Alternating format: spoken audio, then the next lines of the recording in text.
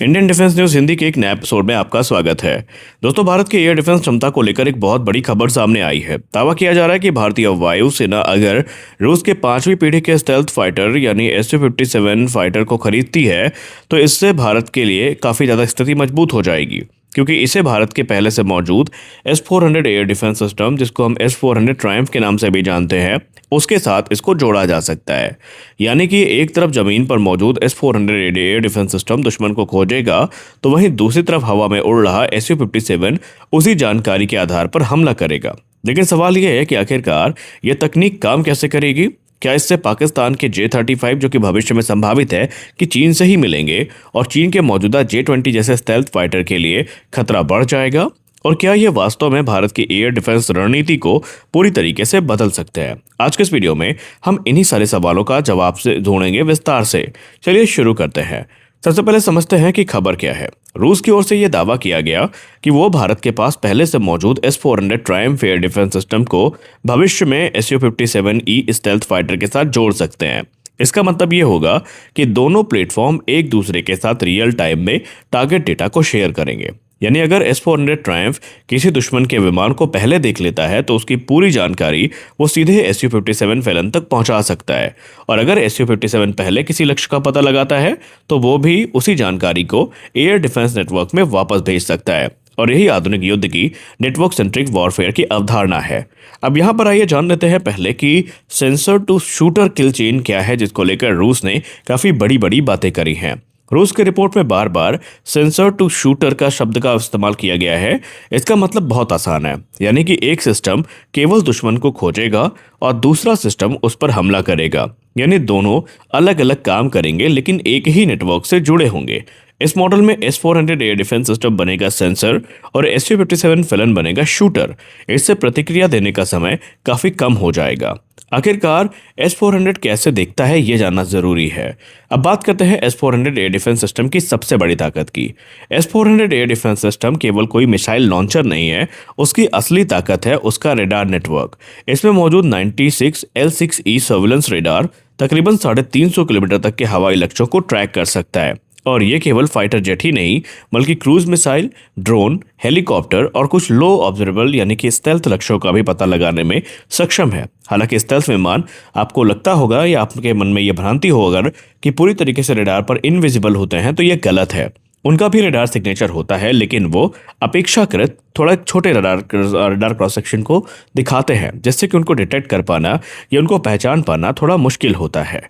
तो इस सब से Su-57 को फायदा क्या मिलेगा? ये सारा काम तो S-400 ने किया है।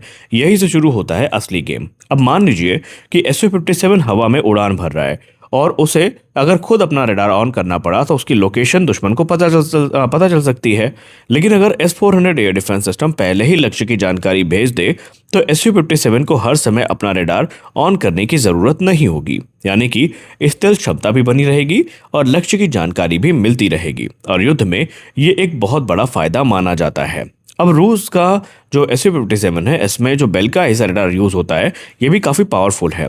रूस ने Su-57 में N036 बेल का ऐसा रडार लगाया है। ये केवल नाक में लगा एक रडार नहीं है, बल्कि विमान के अलग अलग हिस्सों में कई ऐसे ऐसा एरे मौजूद हैं जिससे बड़ा क्षेत्र कवर होता है, एक साथ कई लक्ष्यों को ट्रैक किया जा सकता है, और एयरक्राफ्ट की जो सिचुएशनल अवेयरनेस है वो काफ़ी ज़्यादा बढ़ जाती है। अगर इसमें S-400 से मिलने वाले डेटा भी जुड़ जाएं तो इसकी क्षमता कई गुना ज़्यादा बढ़ जाएगी, और ये एनिमी के जो टारगेट है उनको ट्रैक और डिटेक्ट कर सकता है। तो क्या स्टेल्थ विमान भी ये पकड़ सकता है? यहाँ पर एक बात समझना बहुत ज़रूरी है कि मैं फिर से रिपीट करता हूँ कि अगर आपको ये लगता है कि स्टेल्थ विमान रेडार पर दिखाई नहीं देते तो ये बात पूरी तरीके से सही नहीं है।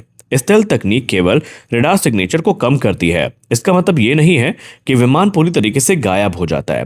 अगर हम अलग अलग रेडार, अलग अलग फ्रिक्वेंसी और अलग अलग दिशा के साथ साथ अलग अलग प्लेटफॉर्म से डेटा इकट्ठा करें तो स्टेल्थ विमान का पता लगाने की संभावना बढ़ जाती है। इसलिए आज दुनिया की जो बड़ी एयरफोर्स है ये मल्टी सेंसर नेटवर्क पर काम कर रही है। इससे भारत को क्या फायदा होगा? देखिए, अगर भविष्य में ये इंटीग्रेशन सफल होता है तो भारत को निसंदेह इससे कुछ बड़े फायदे मिल सकते हैं। सबसे बड़ा फायदा तो ये होगा कि एक कॉमन ऑपरेशनल पिक्चर तैयार होगी, यानी जमीन पर मौजूद एयर डिफेंस सिस्टम और हवा में उड़ रहे फाइटर दोनों एक साथ जानकारी को शेयर कर सकेंगे।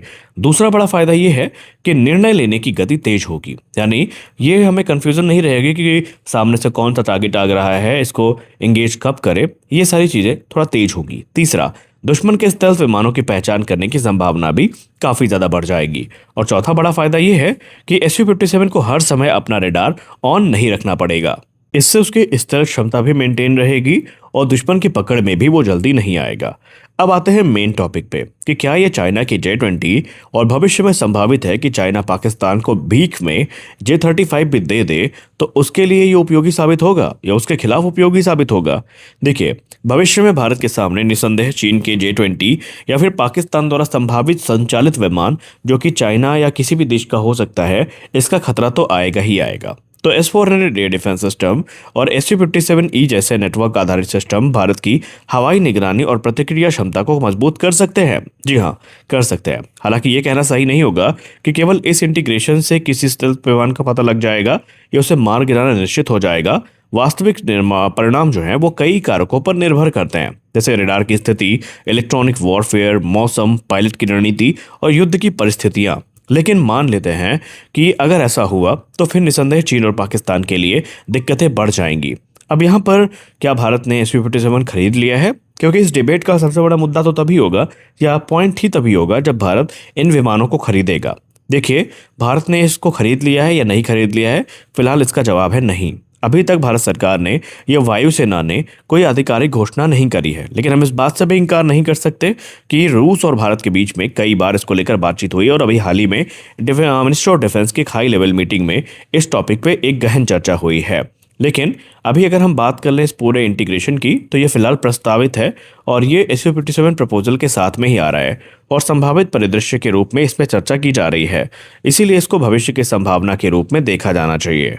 अब भारत के अगर हम एयर डिफेंस रणनीति की बात करें तो आने वाले वर्षों में केवल नए लड़ाकू विमान खरीदने पर नहीं बल्कि भारत की रणनीति सभी प्लेटफॉर्म को एक नेटवर्क से जोड़ने पर है, जिसमें S-400 airborne early warning control system, नेत्र हो गया, इसके अलावा राफेल विमान हो गए, सुखोई 30 MKI, तेजस और भविष्य का जो AMCA प्रोग्राम है, और अगर SU-57 भी शामिल होता है तो सभी को एक इंटीग्रेटेड सिस्टम में मर्ज किया जाएगा। इन सभी का डेटा इंटीग्रेट होने के बाद भारतीय वायुसेना की जो नेटवर्क सेंट्रिक क्षमता है वो काफ़ी ज़्यादा विकसित हो सकती है। तो दोस्तों, कुल मिलाकर रूस का दावा है कि भविष्य में S-400 और SU-57 मिलकर एक शक्तिशाली सेंटर टू शूटर नेटवर्क बना सकते हैं, जिसमें S-400 लक्ष्य की जानकारी देगा और SU-57 उसी जानकारी का उपयोग करके अधिक प्रभावी तरीके से मिशन पूरा करेगा। हालांकि ये अभी संभावनाओं के रूप में है, अंतिम जवाब भारत सरकार का ही मान्य होगा।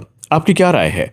क्या भारत को वायुसेना की स्थिति को देखते हुए SU-57 और S-400 की जोड़ी पर काम करना चाहिए? अपनी राय जरूर दें। मिलते हैं अगले वीडियो में, तब तक के लिए जय हिंद।